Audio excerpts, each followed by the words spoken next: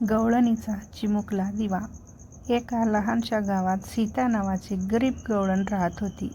तिचा उदरनिर्वाह म्हशीचे दूध विकून चालवायचा. सीता खूप मेहनती होती, पण परिस्थिती कायम खडतरच राहायची.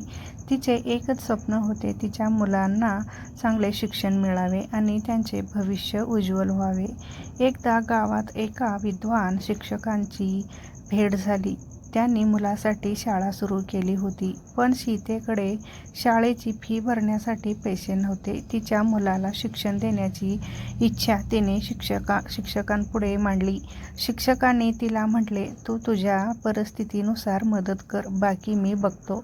सीतेने दररोज दूध विकून त्यातून थोडे थोडे पैसे बाजूला काढायला सुरुवात केली. फक्त आर्थिकच नाही, तर ती स्वतः मुलाला अभ्यासात मदत करू लागली.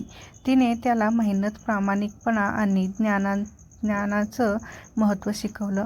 वर्षानुवर्षे कष्ट करून तिचा मुलगा डॉक्टर बनला.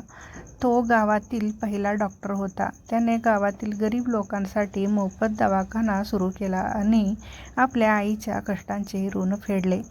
सीतेचा हा प्रवास प्रेरणादायक होता, कारण तिच्या दृढ निश्चयाने तिने परिस्थितीवर मात केली. तिच्या छोट्या दिव्याने अनेक आयुष्य उजळून निघाली.